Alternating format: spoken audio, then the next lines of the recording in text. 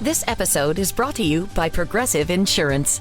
You chose to hit play on this podcast today. Smart choice. Progressive loves to help people make smart choices. That's why they offer a tool called Auto Quote Explorer that allows you to compare your Progressive car insurance quote with rates from other companies. So you save time on the research and can enjoy savings when you choose the best rate for you. Give it a try after this episode at Progressive.com. Progressive Casualty Insurance Company and Affiliates. Not available in all states or situations. Prices vary based on how you buy.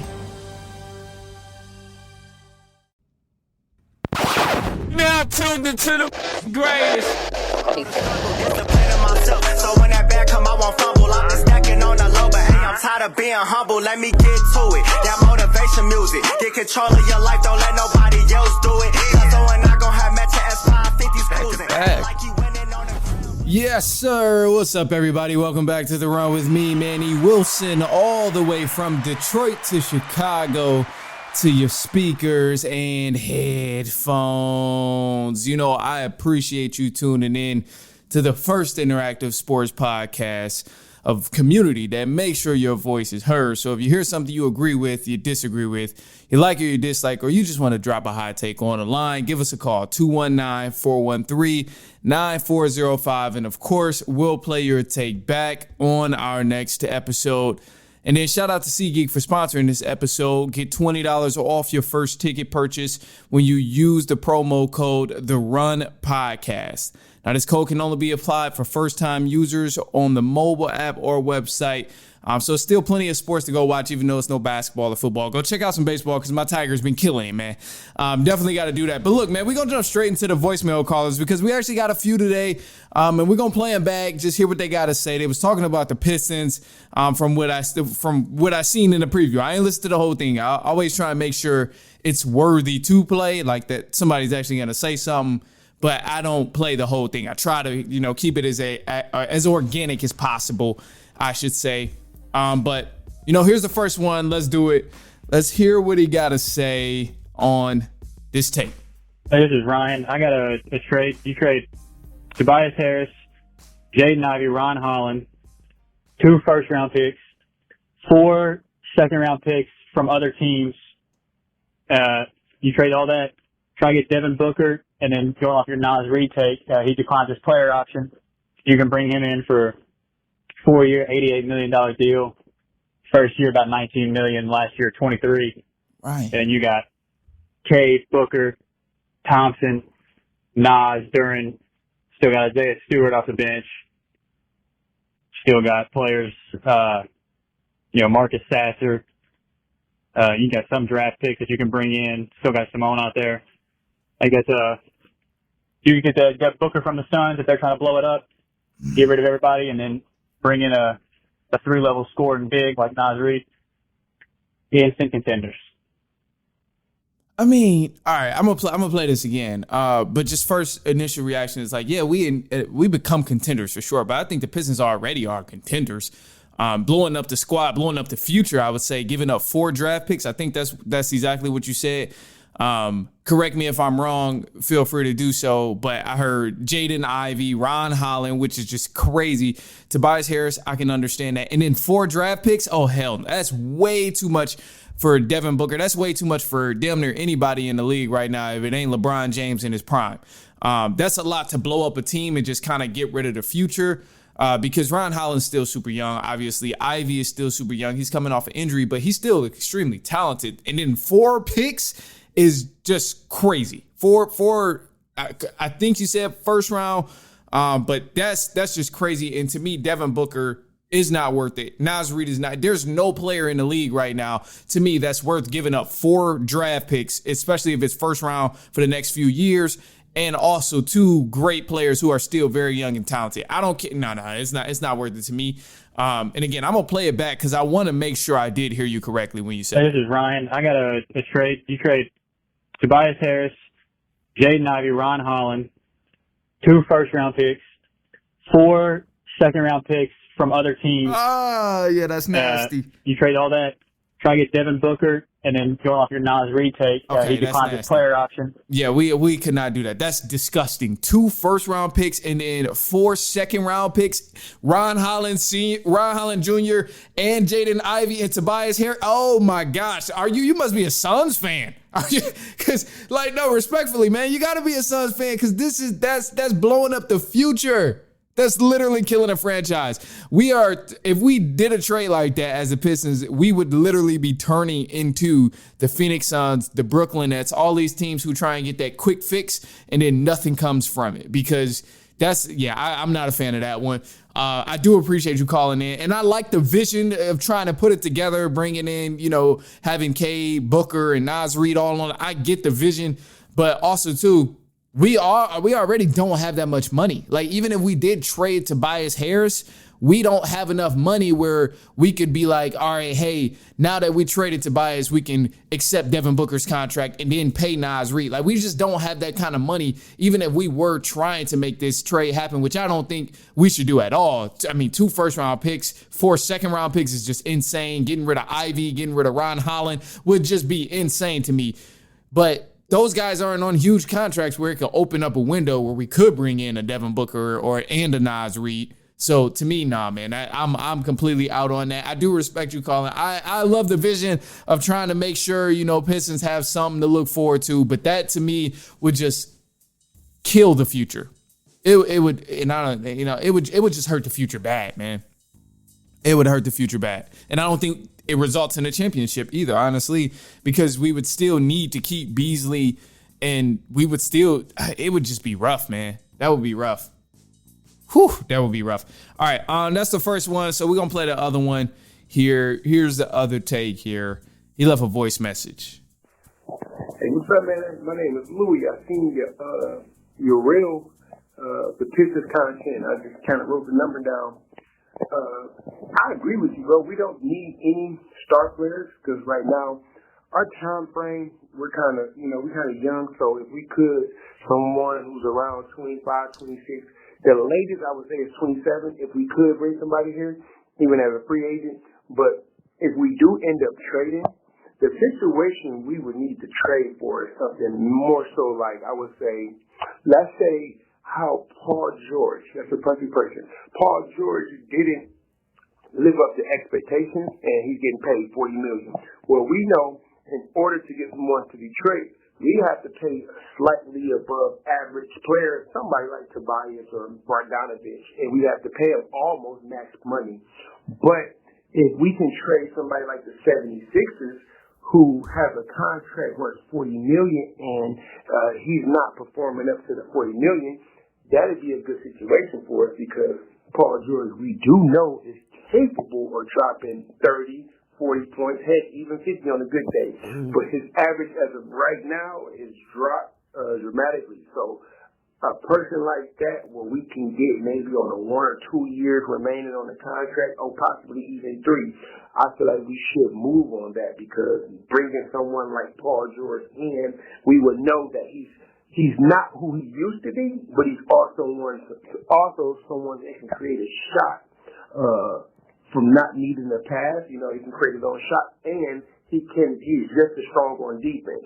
And it's obvious that everyone knows it's K's team, but that kind of bringing that kind of player on board wouldn't be any conflict in interest as far as who team is or anything like that. So if we could get somebody on the magnitude of that level, we don't have to overpay for them. But at the same time, we have no real contracts outside of K's anyway. So if we could bring somebody like that on board, it is worth doing, but it's not worth trading our young assets for. No, we can do it as a salary dump for them, and it would be a nice option, a 1A, 1B type situation with Paul George being here, and the defense intensity does not drop. But it has to be somebody like that, or even maybe like a Brandon Ingram or somebody like that, but preferably someone who go both ways. But I do agree with you, it's not worth tearing up the roster, bringing somebody on board, because it doesn't work anyway. Okay, yeah, so this is facts, man. Of course, appreciate you for giving us a call first and foremost. And man, I was agreeing with you for a second. I agree with you on the back end of that entire voicemail. And you know, it's a unique perspective to say Paul George, because initially when you say, look, we should go grab a guy like Paul George, I'm not going to lie to you. Initially in my mind, I'm like, hell no. Like, the contract is huge. He's got like $50 million left for the next 2 years on his contract. It is a little absurd to think like, all right, Pistons got to go get him. But the only reason I'm not about to tweak out and like go crazy about everything you said is because you did say it's not worth giving up the young assets. If we can't make it happen, we can't make it happen. And you mentioned like we need a guy who can go both sides, play both ends of the ball. And this is so true. And this is why I want to give you the slack for it. However, I think there's other players out there outside of Paul George, or that could be more productive than Paul George. I know you mentioned someone, Brandon Ingram. He's another guy. I think Naz Reid is a guy. Like we mentioned, like the video that caught your attention. Jaren Jackson is also another guy to me. He's not like a defensive, obviously defensive of the year candidate, but you know, that award that's a whole nother conversation of the award. But I think Jaren Jackson is even another guy who could probably be a good fit because he plays both ends of the ball, and he's being able to expand his game offensively. As far as like actually trying to make the Paul George thing happen, to me, it just wouldn't be worth the hit on the luxury tax because Paul George is obviously coming off an injury and things are slow over there. So maybe we could, you know, talk to Philly and make something happen. But the only way I wouldn't be opposed to getting Paul George on this Detroit Pistons team is if we did not have to give up a bunch of young assets. If we did not have to give up a Ivy, a Ron Holland, multiple draft picks, that's the only way where I'm like, all right, okay, let's bring on Paul George and, you know, see what it is for the year. But he got 2 years left. Actually, 1 year left on his deal. Then after that is the player option. Then he's a free agent. But I mean, he's 35. He's 35. So I gotta go with my initial gut reaction here of yes, it could be beneficial seeing Paul George there, especially if we didn't give up a lot, like you mentioned. But Paul George is 35, man. He's getting up there in basketball years. We don't know how he's going to come back and perform after this injury. And then ultimately, is that really worth $50 million a year? To me personally, it's not.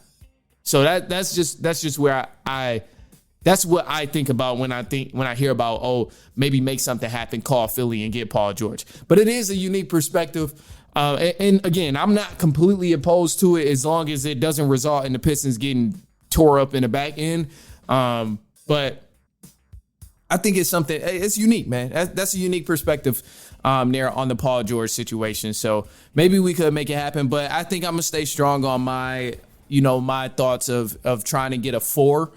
Someone who is like a solid 4 for the Pistons, a Naz Reid, what is Aldima from the Grizzlies. He's a nuts. Yeah, Santi Aldima. He's a great player from the Grizzlies who could be a great pickup. Jaren Jackson Jr., another guy, kind of expensive right now, but I mean, still, I think these would be people who come in and make an immediate impact on the Pistons right now, rather than, you know, trying to make some magical trade happen like a Devin Booker, or trying to make something happen where we land like an actual big name star, Paul George, who's kind of on the decline too. But that's what also scares me about Paul George is like, yeah, I understand what you mean on, you know, if we don't get screwed in the back end trying to get Paul George, maybe it could be good for the Pistons. But to me, seeing Paul George in a Pistons uniform, knowing that he's 35 going on 36 years old, to me, it just makes me think of Pistons getting Tracy McGrady, Pistons getting Chris Webber, Pistons getting Allen Iverson, all these guys who were in their prime and did such great things. And then when it was time to wrap it up, they went to go put on a Pistons uniform. We can't have that. And for 53 mil, I think it is for Paul George for the next 2 years. No. We can't risk it right now.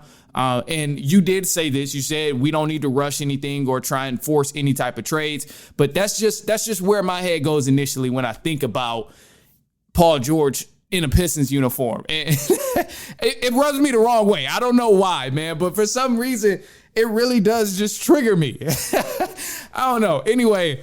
Look, man, that's all we got for the voicemails. If you want to shoot us a voicemail, leave us a quick take, 219-413-9405.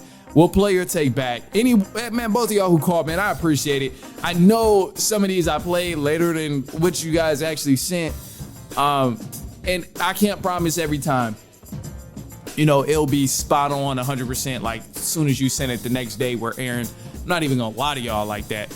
Wouldn't dare do that. But, I mean, if the timing is right, of course I will. But sometimes it's difficult because there's a lot of shows. But I do want to say this. Before we go to the next segment, NBA draft, Tariq Skubal, Detroit Tigers, all of that. Before we go to that next segment, I do want to let you know, everybody now is, look, at this point, man, you are welcome to get on the show. Leave a comment on anything. You are welcome. Just comment. We'll try and, reach out. If we don't reach out like within the first 3 days, reach out to me, man, because I'll respond. We'll get you on the show. It's the off season. So of course, we're just looking for more and more people to get on the show, talk about all kind of things, get these crazy takes in. So the run is open to every single person now. If you see it and you do want to be a part of it, just comment and we're going to reach out to you, or you reach out to us if we don't reach out in the first 3 days. But other than that, I mean, I don't care. Either way, we want you to get on the show. Long story short, especially if you're trying to talk sports. Now, if you're trying to talk about something like you trying to promote some sea moss, or you're trying to promote some pills or whatever, we ain't doing that. We ain't doing none of that. But other than that, we'll get you on the show. Just let me know. I'm trying to bring literally everybody on at this point. We just got to find the schedule and stuff, especially since it's off season of the sports we usually talk about. So y'all going to be hearing some baseball takes anyway. Anyway, look, man. All right, it's halftime. We'll be right back. Don't go anywhere. We got some more stuff on NBA draft and also a little small thing on the Detroit Tigers coming up in the World Series. But we'll be right back. It's halftime.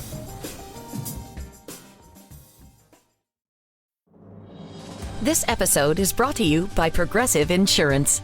You chose to hit play on this podcast today. Smart choice.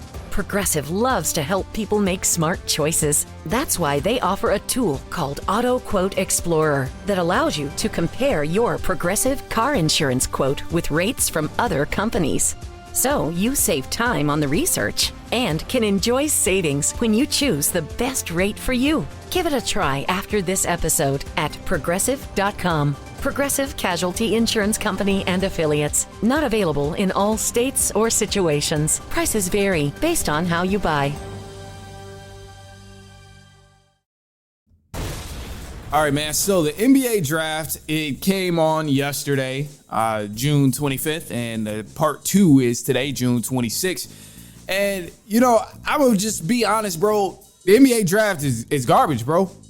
I don't know how this came into play, and I don't know where in the world Adam Silver thought we wanted to see 2 days of an NBA draft, but that was not it, bro. I'm sorry. I'm happy for everybody who's gotten drafted and in the mix of getting drafted. That's so exciting for them, of course. But for some reason, it just does not compare it just does not compare to the NFL draft like we usually see. And I think a big part of this is because we don't know who the hell some of these dudes are. Everybody in the NBA, in college basketball that's mostly going to the league, some of these guys haven't even played college ball. They play overseas, and then now they're getting drafted to the NBA, which is great. But I think a big problem is the marketing behind it. We don't know who these guys are in the NBA and who's getting drafted barely on night 1. And then you air part 2, day 2. We really don't know who the hell any of these dudes are. Everybody's so one and done and so the game is becoming universal. So now guys are getting picked from Germany, from France, from Real Madrid team. Like you're getting so many players from everywhere. It's hard to follow and it's not talked about enough. So it's hard to rejoice certain players getting drafted to certain teams. At this point, not gonna lie to you, man, I'm seeing teams and I'm seeing players get drafted to certain teams, and I'm like, I don't know I gotta look and find who the hell this dude is, because I genuinely don't know. I ain't never heard of him. I ain't never heard of this man. So and it's tough because I want to be invested and I want to care about all of it. But it's hard to follow, one, because of the transfer portal. Guys are leaving and going everywhere. So guys who were top prospects are, just kind of everywhere in the world right now with basketball. And then also, too, with the one and done thing.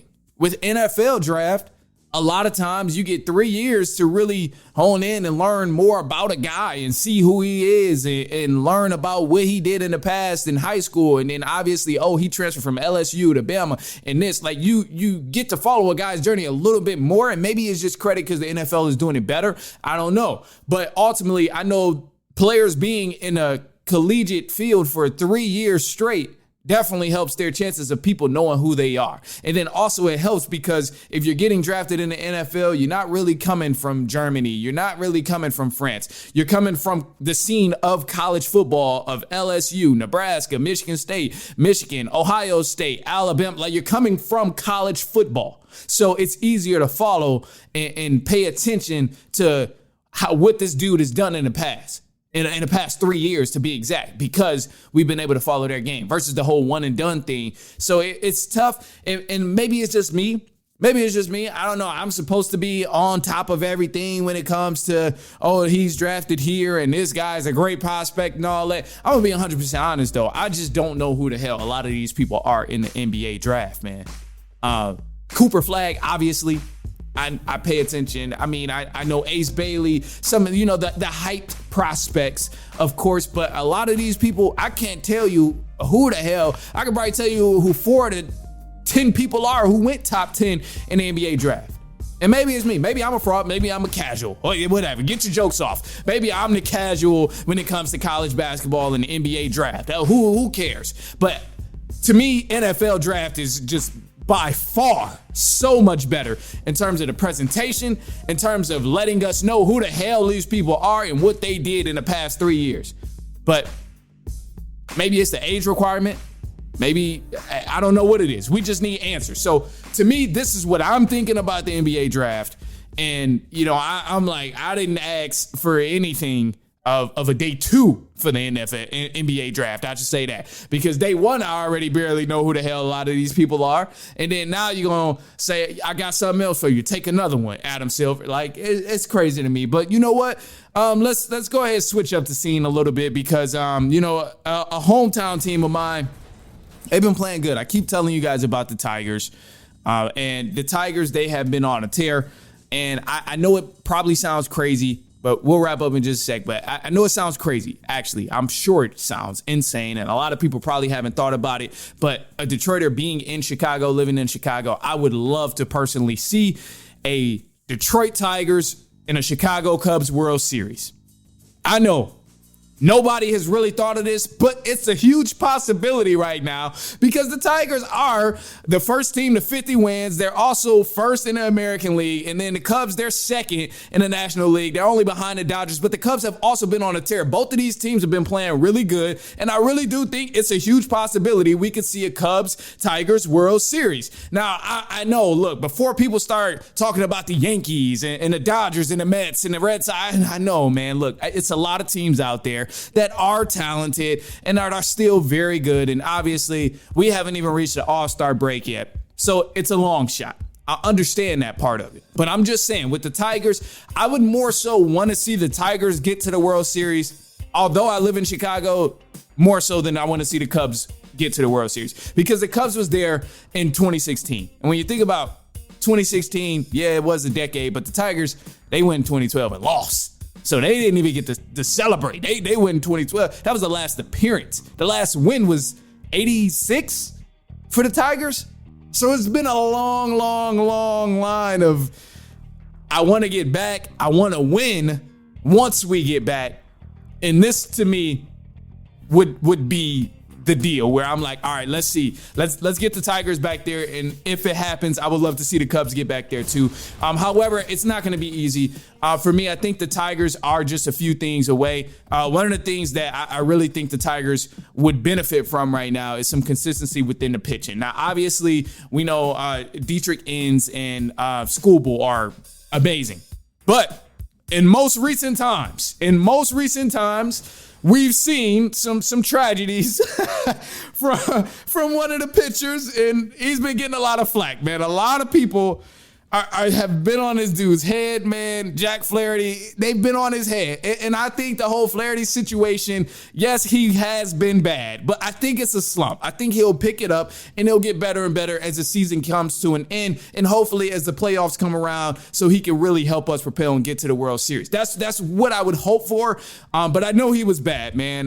But sometimes in these situations where we have one standout who's just not really performing well, you got to look at the good side because Scooble's still been playing amazing. You got Inns, he's been playing amazing too. In this game today against the A's, he allowed 0 runs, only 3 hits. Like, he's been good. So sometimes you just got to take the little bad and just kind of pile it into the good. It's going to be okay. And I think, down the line, maybe he'll get better. You still got Green. He's been playing great. Spencer Torkelson, he's been playing great as well. Both of these guys are top 10 when it comes to hitting and home runs right now. So it's a big bright side for the Tigers. And, it's not going to be easy, but I do think this is a jump they can make. Last year, they surprised a lot of people because nobody even knew who the hell they had on their team. But yet they still somehow, made it to the postseason, and it didn't really go as far as they thought. But me as a Tigers fan, it did shock us in terms of like, wow, they're even in the playoffs? All right. Oh, they won a game. All right. Like, it did give us a little shock. At least me personally, it gave me a little shock seeing the Tigers last year. But now they have certified talent, and people are beginning to even play better. Like, Javi's been on a tear. He's been playing great. I'm super happy to see him play great again. A lot of people thought he was finished. But I'm just happy to see that the Tigers are actually on the right track. So I think this could be the year that we see the Tigers possibly, if not a World Series, of course, we could see them go back to the playoffs and just have a good playoffs run. Above all, that's what we want. Now, me saying Tigers, Cubs, World Series has to happen. Ideally, I would love for that to happen, but that's just me and my selfish ways of, being a Tigers fan and living out in Chicago. So that's just me. But I would love to see a Tigers, Cubs World Series.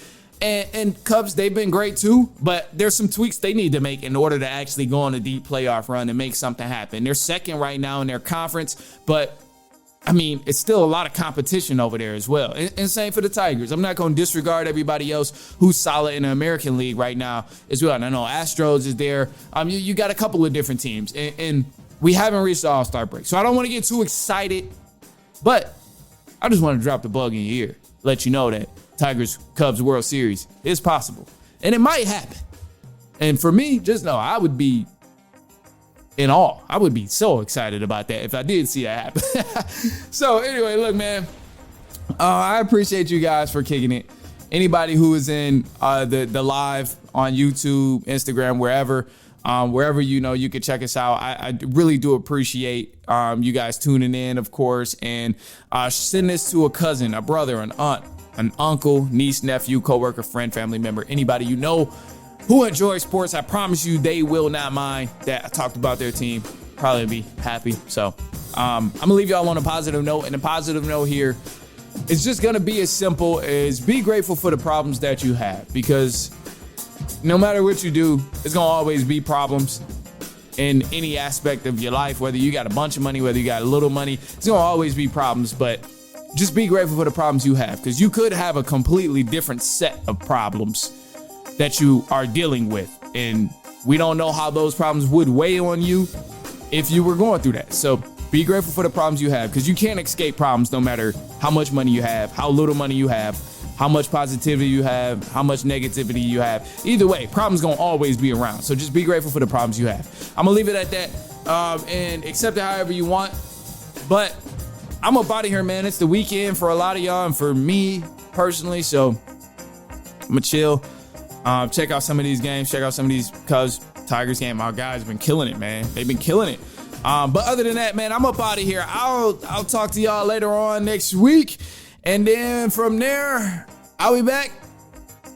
So on and so on and so on.